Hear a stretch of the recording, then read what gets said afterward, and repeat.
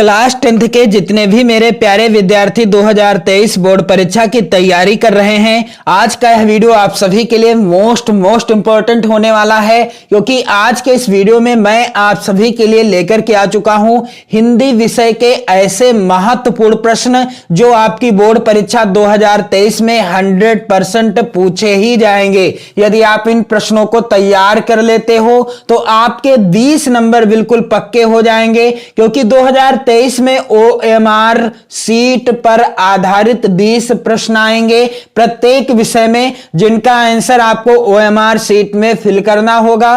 कैसे OMR seat भरना है, कैसे 20 प्रश्नों का आंसर OMR सीट में भरना है, मैंने कंप्लीट वीडियो प्रोवाइड करा रखा है। आप चैनल की प्लेलिस्ट के द्वारा वीडियो देख सकते हैं, OMR सीट भरने का तरीका सीख सकते हैं और OMR सीट में 20 प्रश्नों का आंसर कैसे फिल करना है यह भी आप देख सकते हैं। तो यदि आप नए हो तो चैनल को जरूर सब्सक्राइब कर लीजिएगा।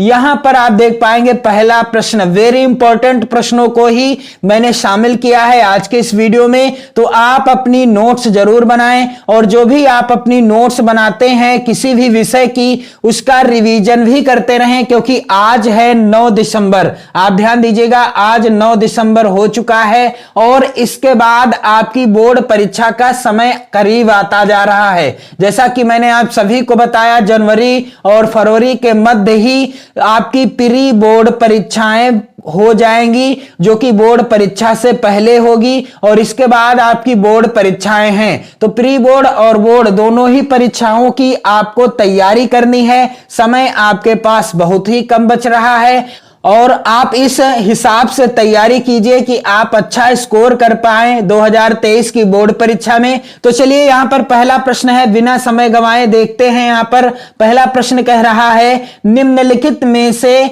सही कथन को पहचानिए। सही कथन पर भी आधारित एक प्रश्न आएगा आपकी बोर्ड परीक्षा में। तो निम्नलिखित में से कौन सा सही कथन है? पहला है, पद्मलाल पुन्नालाल बख्शी महाकवि के रूप में प्रसिद्ध हैं। दूसरा है यहां पर करुणा नामक निबंध के लेखक डॉक्टर संपूर्णानंद जी हैं। तीसरा कथन है, संस्कृति के 4 अध्याय के लेखक रामधारी सिंह दिनकर हैं। और चौथा कथन है, कुटज के लेखक जय प्रकाश भारती हैं। तो यहां पर राइट आंसर क्या हो जाएगा, यानी कौन सा कथन सही है? संस्कृति के 4 अध्याय के लेखक रामधारी सिंह दिनकर जी हैं। यहां पर तीसरा जो कथन है यह सही है। बाकी पद्मलाल पुन्नालाल बख्शी महाकवि के रूप में प्रसिद्ध हैं, यह गलत है। करुणा नामक निबंध के लेखक डॉक्टर संपूर्णानंद जी हैं, यह कथन भी गलत है। और चौथा है, कुटज के लेखक जयप्रकाश भारती हैं, यह कथन भी गलत है। तो सही यहां पर कौन सा है?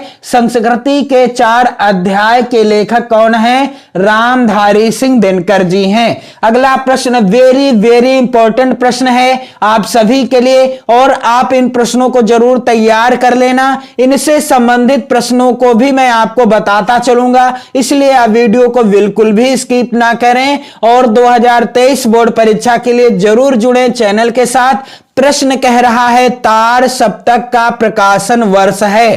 तार सप्तक का प्रकाशन वर्ष कौन सा है? पहला विकल्प है 1953 ईस्वी, दूसरा है 1943 ईस्वी, तीसरा विकल्प है 1935 ईस्वी और चौथा विकल्प है 1919 ईस्वी। तो तार सप्तक का प्रकाशन वर्ष क्या है? 1943 ईस्वी। और इससे संबंधित एक प्रश्न और आता है कि तार सप्तक के संपादक कौन थे?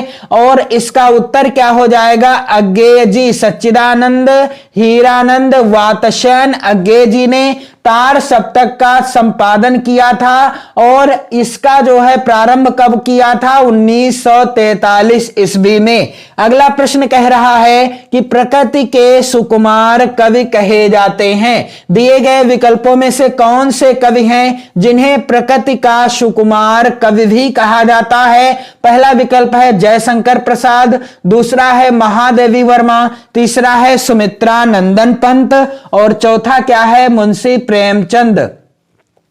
तो प्रकृति का सुकुमार कवि किसे कहा जाता है? सुमित्रा नंदन पंत जी को कहा जाता है, क्योंकि इनका अधिकांश समय प्रकृति की ही छत्र छाया में बीता, क्योंकि इनके जन्म के बाद ही इनकी माता का देहांत हो गया था। और जो कौशांबी है जहां पर इनका जन्म हुआ था वहां पर प्रकृति की मनोहारी छटा देखने को मिलती है, इसलिए इन्हें प्रकृति का सुकुमार कवि इसीलिए भी कहा जाता है क्योंकि ये प्रकृति से बहुत ही ज्यादा लगाव रखते थे। अगला प्रश्न है रीत काल की रचना है, दिए गए विकल्पों में से रीत काल की रचना कौन सी है? पहला है साकेत, और यह रचना किसकी है? मैथिली सरल गुप्त की रचना है। दूसरा है प्रिय प्रवास, यह रचना किसकी है? यह रचना है अयोध्या सिंह उपाध्याय हरिऔध जी की। तीसरी रचना है बिहारी सतसई, और यह रचना है बिहारी लाल जी की। और अगली रचना है गंगा अवतरण, यह है रचना जगन्नाथ दास रत्नाकर जी की।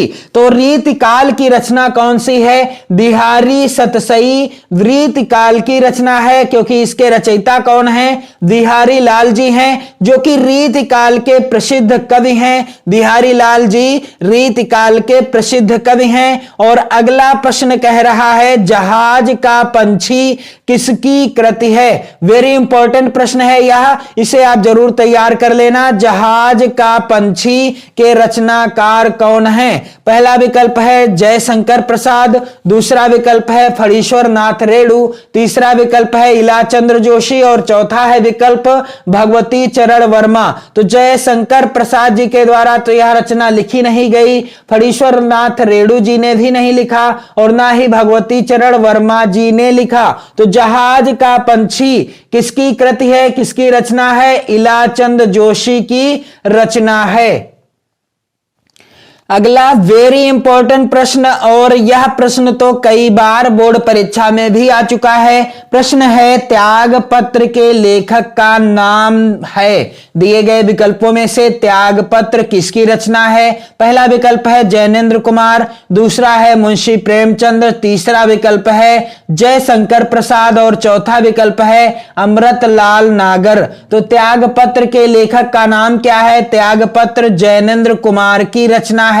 और यह किस विधा पर आधारित रचना है? तो त्याग पत्र उपन्यास विधा पर आधारित रचना है। इस चीज का आप विशेष ध्यान देंगे, क्योंकि कई बार प्रश्न इस तरीके से भी आता है कि त्याग पत्र रचना की विधा क्या है? उत्तर हो जाएगा उपन्यास विधा।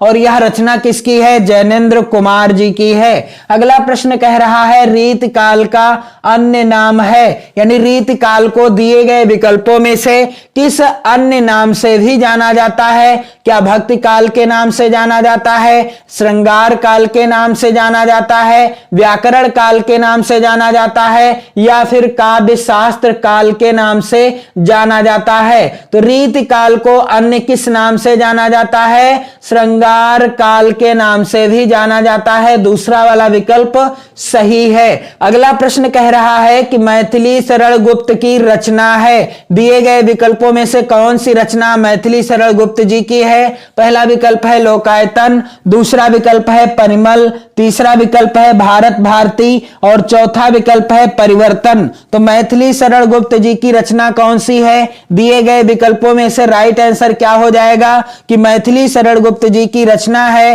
भारत भारती, जिसे अंग्रेजों ने जब्त कर लिया था। मैथिली सरल गुप्त जी की यह रचना भारत भारती है, और इस रचना को अंग्रेजों ने क्या कर लिया था? जब्त कर लिया था। अगला प्रश्न है आंसू के रचनाकार हैं। तो वेरी इंपॉर्टेंट प्रश्न है ये सभी, और इनका आंसर आप जरूर नोट डाउन करते रहिएगा। पहला विकल्प है जयशंकर प्रसाद, दूसरा है डॉक्टर राम कुमार वर्मा, तीसरा विकल्प है महादेवी वर्मा, और चौथा विकल्प है सुमित्रा नंदन पंत।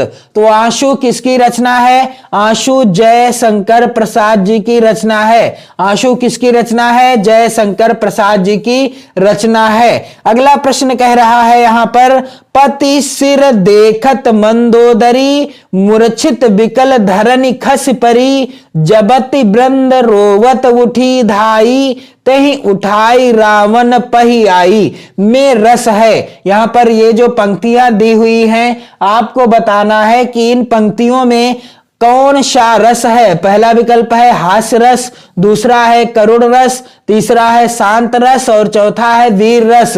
तो जब रावण का वध भगवान श्री रामचंद्र जी ने कर दिया तब क्या हुआ? पति सिर देखत मंदोदरी। तब मंदोदरी अपने पति यानी रावण के सिर को देखती है। मूर्छित विकल धरनी खस परी। वह रावण के सिर को देखकर क्या हो जाती है? मूर्छित होकर धरती पर गिर जाती है। जबत वृंद रोवत उठ धाई, तहीं उठाई रावण पही आई। और जब उसको होश आता है तो वह उठती है और रावण को सिर को अपने गोदी में ले लेती है, यानी विलाप करने लगती है। तो यहां पर कौन सा रस है? यहां पर करुण रस है। यहां पर हास्य रस की कोई भी चर्चा नहीं की गई है, क्योंकि यहां पर कौन सा रस है? हास्य रस नहीं है, करुण रस है। अगला प्रश्न है चरण कमल बंदो हरिराई में अलंकार है। तो मैंने जब आपको रूपक, उत्प्रेक्षा और उपमा अलंकार बताए थे उसमें आपको यह भी बताया था कि जो चरण कमल बंदो हरिराई या जो पंक्ति है इससे रिलेटेड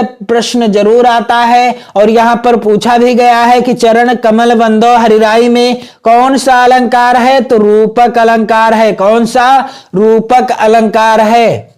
अगला प्रश्न सबसे ज्यादा महत्वपूर्ण है। प्रश्न कह रहा है यहां पर सोरठा के प्रथम एवं तृतीय चरण में मात्राएं होती हैं। सोरठा के प्रथम तथा तृतीय चरण में कितनी कितनी मात्राएं होती हैं? 11-11, 13-13, 16-16 या 24-24। तो सोरठा के प्रथम और तृतीय यानी पहले और तीसरे चरण में 11-11 मात्राएं होती हैं। दूसरे और चौथे चरण में 13-13 मात्राएं होती हैं। सोरठा के दूसरे और चौथे चरण में 13-13 मात्राएं होती हैं। पहले और तीसरे चरण में 11-11 मात्राएं होती हैं। इस चीज को भी आप ध्यान रखिएगा। अगला प्रश्न है निर्जीव शब्द का उपसर्ग है। निर्जीव शब्द में कौन सा उपसर्ग है? यहां पर आप ध्यान दीजिएगा, निर, नी, नी या फिर ना। तो निर्जीव शब्द में कौन सा उपसर्ग है? निर उपसर्ग है। यहां पर पहला विकल्प सही हो जाएगा। अगला प्रश्न है कठिनाई शब्द में किस प्रत्यय का प्रयोग हुआ है? यहां पर आप ध्यान दीजिएगा, आई, ई, नाई या कठ। तो कठिनाई शब्द में किस प्रत्यय का प्रयोग हुआ है? यहां पर आप ध्यान दीजिएगा, आई प्रत्यय का प्रयोग हुआ है। अगला प्रश्न है जल थल में समास है, यानी जल और थल में कौन सा समास है? पहला विकल्प है यहां पर बहुव्रीहि समास, दूसरा है द्वंद्व, तीसरा है द्विगु और चौथा है कर्मधारय। तो जल थल में समास कौन सा है? इसका राइट आंसर क्या हो जाएगा? द्वंद्व हो जाएगा, क्योंकि जिस भी समास का पहला पद और दूसरा पद, पहला और दूसरा दोनों ही पद क्या हो? प्रधान हो, मुख्य हो, वहां क्या होगा? द्वंद्व समास होगा। और द्वंद्व समास में जब समास होगा तब क्या होगा? जैसे जल थल है तो यहां पर जो यह डैश का निशान है और का विलोप हो गया है, जल और थल, तो यहां पर क्या होगा? जल थल होगा। लेकिन आप जब भी लिखेंगे तो आपको क्या लिखना होगा? जल थल लिखना होगा और इस तरीके का डैश नहीं लगाना होगा। तो द्वंद्व समास के दोनों ही पद क्या होते हैं? प्रधान होते हैं। अगला प्रश्न है कान का तत्सम रूप क्या है? कान का तत्सम रूप क्या है? पहला विकल्प है कनी, दूसरा विकल्प है कड़िका, तीसरा है कर्ण और चौथा विकल्प है कर्ण। तो कान का तत्सम रूप क्या हो जाएगा? तो इसका राइट आंसर क्या हो जाएगा कि कर्ण जो है कान का तत्सम रूप है। अगला प्रश्न कह रहा है लकारः का संधि विच्छेद है। यहां पर पहला विकल्प है ला प्लस आकारः, दूसरा विकल्प है ली प्लस आकारः, तीसरा है विकल्प लका प्लस रह और चौथा है ल प्लस आकारः। तो इसका राइट आंसर क्या हो जाएगा कि लकारः का संधि विच्छेद क्या है? ली प्लस आकारः। यहां पर दूसरा वाला विकल्प सही है। इसके बाद अगला प्रश्न कह रहा है कि फलयो रूप फल शब्द की किस विभक्ति और किस वचन का है? तो यहां पर आप ध्यान दीजिएगा, पहला विकल्प है पंचमी विभक्ति एक वचन, दूसरा है षष्ठी विभक्ति द्विवचन, तीसरा है तृतीया विभक्ति द्विवचन और चौथा है षष्ठी विभक्ति एक वचन। तो फलयो रूप फल शब्द की किस विभक्ति और किस वचन का है? इसका राइट आंसर क्या हो जाएगा? षष्ठी विभक्ति द्विवचन। यहां पर आप ध्यान दीजिएगा, यही विकल्प सही है। अगला प्रश्न कह रहा है कि पठामह पठ धातु के किस लकार पुरुष और वचन का रूप है। यहां पर पहला विकल्प है लेट लकार उत्तम पुरुष बहुवचन, और दूसरा विकल्प है लोट लकार उत्तम पुरुष बहुवचन, तीसरा विकल्प है विधिलिंग लकार उत्तम पुरुष बहुवचन, चौथा है यहां पर विधिलिंग लकार उत्तम पुरुष बहुवचन। तो ये उदाहरण भी आप तैयार कर लेना, और साथ ही आप ध्यान दीजिएगा कि जो भी महत्वपूर्ण प्रश्न है हिंदी विषय के हों, चित्रकला, गृह विज्ञान या होम साइंस या साइंस, या आप ध्यान दीजिएगा सोशल साइंस, आप ध्यान दीजिएगा सोशल साइंस के महत्वपूर्ण प्रश्नों को ही मैं करा रहा हूं। आप चैनल की प्लेलिस्ट में जरूर जाएं, जरूर देखें, और साथ ही 2023 बोर्ड परीक्षा की बेहतर तैयारी करते रहें। पढ़ते रहिए, मस्त रहिए, स्वस्थ रहिए। जय हिंद।